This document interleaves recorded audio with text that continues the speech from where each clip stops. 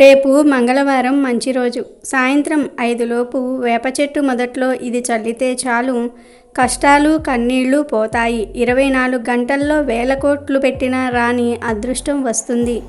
లక్ష్మీదేవి అనుగ్రహంతో మీ జీవితం అద్భుతంగా మారిపోతుంది. మీరు జీవితంలో ఎక్కువగా కష్టాలు వస్తూ ఉన్నాయని బాధపడుతూ ఉన్నారా?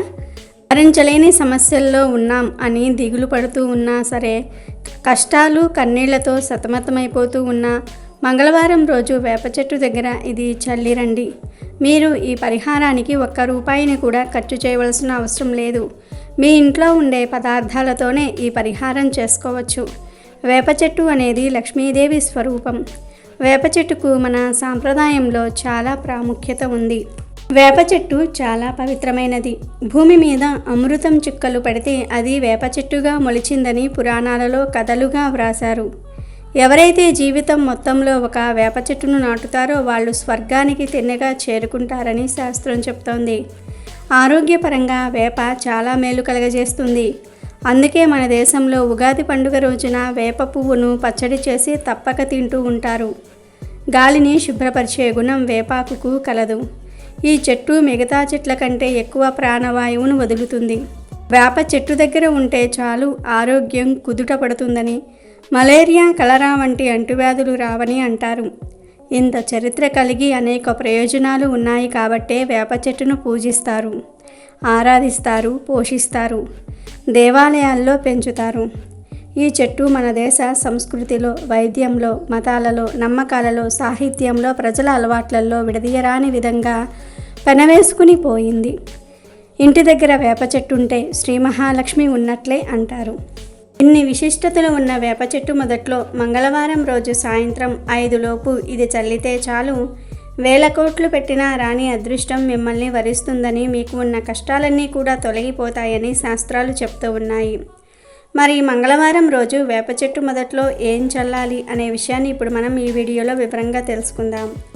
అంతకన్నా ముందు ప్రతిరోజు పూజలు చేసే భక్తుడి కన్నా ముందు గొర్రెలు కాసేవాడు శివుని సన్నిధికి ఎలా చేరాడో తెలిపే కథను విందాం. ఫ్రెండ్స్, ఫస్ట్ అయితే ఈ వీడియోకి ఒక లైక్ కొట్టి మా ఛానల్ని సబ్స్క్రైబ్ చేసుకోవటం మర్చిపోవద్దు. ఒక గ్రామంలో నిత్యం శివ పూజ చేసే శివభక్తుడు ఉండేవాడు. శివనామ స్మరణ చేయకుండా మంచినీళ్లు కూడా ముట్టుకొని మహాభక్తుడు. అతనికి కొద్దిగా వ్యవసాయ భూమి ఉంటే సాగు చేసుకుంటూ కుటుంబం పోషించుకునేవాడు. నిత్య అనుష్ఠాన పరుడు, శివనామమే ఊపిరిగా బ్రతికే ఆ శివభక్తుడు పనిచేసిన శివనామ స్మరణతో చేయటం వల్ల అది మహా తపస్సు అయ్యింది.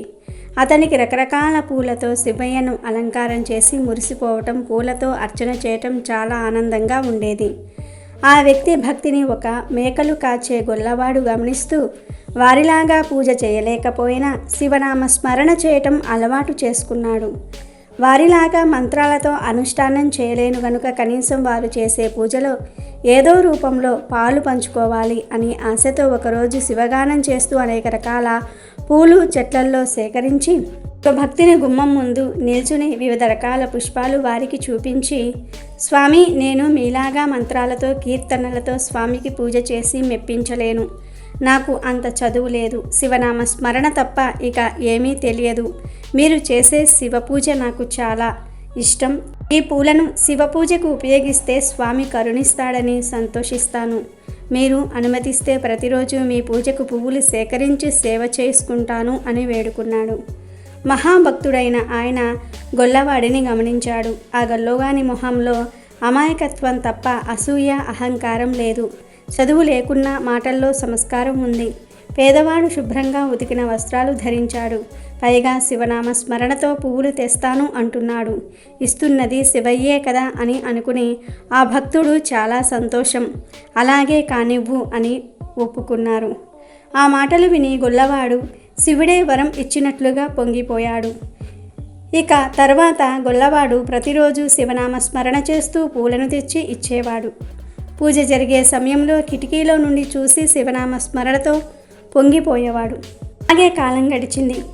ఇరువురికి కైవల్యం ప్రాప్తి కలిగింది. శివభక్తుడి కోసం శివగణాలు వచ్చారు.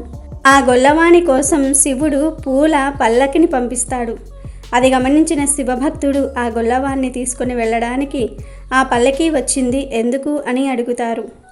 అతను మహాశివభక్తుడు. శివనామస్మరణతో ప్రతినిత్యం నామస్మరణ చేస్తూ ఒక మహాశివభక్తుడు చేసే శివ పూజకు భక్తిగా పూలు సమర్పించేవాడు. అతను భక్తిగా సేకరించేవాడు. ఆ పూలనే నువ్వు శివుడికి సమర్పించేవాడివి. అతను భక్తిగా సేకరించే సమయంలోనే ఆ పూలు శివ పాదాల చెంతకు చేరేవి. అతని భక్తికి మెచ్చి అతను ఒక భక్తుడికి మంచి మనసుతో సహాయం చేయటం వల్ల తన కర్మల నుండి విముక్తి కలిగి ఆ శివయ్యే పూల పల్లకి పంపారు అని వివరించారు. ఆ శివభక్తుడు ఆశ్చర్యపోవటంతో పాటు నిస్వార్థమైన సేవకు దక్కిన ఫలితాన్ని చూసి ఆనందపడ్డారు. శివగణాలతో వెళ్ళిన శివభక్తుని కన్నా ముందే పుష్పపల్లకిలో ఆ గొల్లవాడు శివుని సన్నిధి చేరుకున్నాడు. భగవంతుని విషయంలో నమ్మేవారు కొందరు, నమ్మని వారు ఇంకొందరు, అటు ఇటుగా కొందరు ఉంటారు. భగవంతుడు కూడా అలాగే ఉంటాడు. పరమేశ్వరుడు ఉన్నాడు అని పూర్తిగా నమ్మి సంపూర్ణమైన భక్తి విశ్వాసములతో ఎవరైతే ఆయనను సేవిస్తూ ఉంటారో అటువంటి వారు ఎప్పుడైనా సరే ఆపద వచ్చినప్పుడు పరమేశ్వరా నీవే దిక్కు అని తలిస్తే చాలు, తప్పకుండా ఆదుకుంటాడు. ఇక వీడియోలోకి వస్తే, ఎవరికైతే తీవ్రమైన కష్టాలు సమస్యలు ఉన్నాయో వారు మంగళవారం రోజు చక్కగా ఒక గాజు గ్లాసును కానీ రాగి గ్లాసును కానీ లేదా రాగి చెంబును కానీ తీసుకోండి. ఇలా ఏదో ఒకటి తీసుకొని దాని నిండుగా నీళ్లు పోయండి. ఆ నీటిలో 2 స్పూన్ల ధనియాల పొడి కూడా వేయండి. 3 చుక్కల పాలను కూడా వేయండి. ధనియాల పొడికి పాలకు పరిహార శాస్త్రంలో ఎంతో ప్రాముఖ్యత ఉంది. ఈ రెండింటితో ఏ పరిహారాలు చేసినా 100% ఫలితాలు వస్తాయి. కాబట్టి నీటిలో ధనియాల పొడి 3 చుక్కల పాలు కలపండి.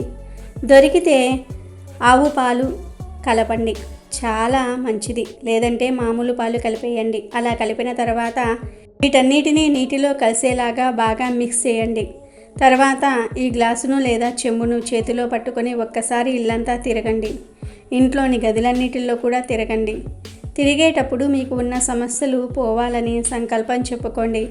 ఆ తర్వాత మీకు దగ్గరలో ఎక్కడ వేప చెట్టు ఉంటే అక్కడకు ఈ నీళ్లు తీసుకుని వెళ్ళండి.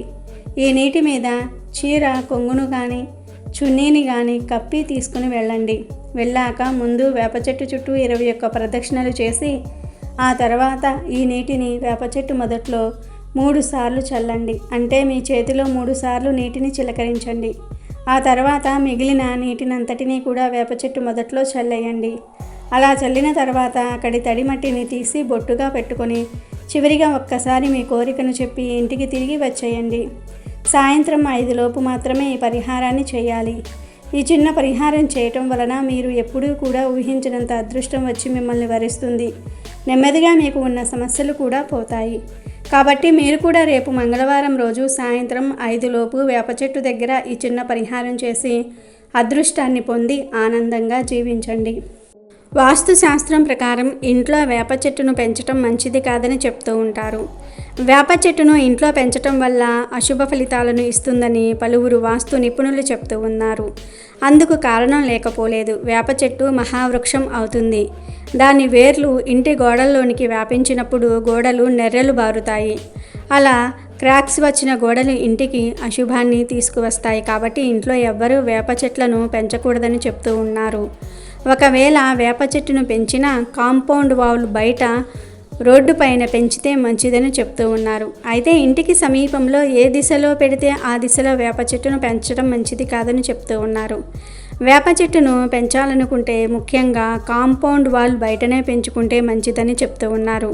దక్షిణ దిశలోనే పెంచాలని, లేదంటే పశ్చిమ దిశలో వేప చెట్టును పెంచుకోవాలని చెప్తూ ఉన్నారు.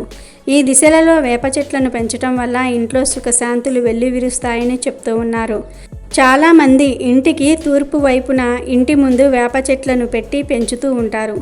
అయితే వాస్తు ప్రకారం ఇది మంచిది కాదని ఆ చెట్లను కొట్టివేయాలని చాలామంది చెప్తూ ఉంటారు. తూర్పు దిశలో వేప చెట్టు ఉండటం వల్ల వాస్తు దోషం కలిగి పనులకు ఆటంకం కలుగుతుంది. ఇక ఈ వాస్తు దోషం తొలగిపోవాలంటే కూడా ఒక చక్కని రెమెడీ ఉందని నిపుణులు చెప్తూ ఉన్నారు. ఒకవేళ తూర్పు దిశలో వేప చెట్టు ఉంటే గురు శుక్రవారాలలో ఆ వేప చెట్టుకు పూజలు చేయాలని, అంతేకాదు ఆ వేప చెట్టుకు 108 పసుపు దారాలను చుట్టి పూజించాలని చెప్తూ ఉన్నారు. ఇలా చేస్తే వాస్తు దోషం తొలగిపోయి పనుల ఆటంకాలు తొలగి అంతా మంచి జరుగుతుందని చెప్తూ ఉన్నారు. ఇక చాలామంది సాధారణంగా ఇంట్లో వేప చెట్టును పెట్టేందుకు పెద్దగా ఇష్టపడరు.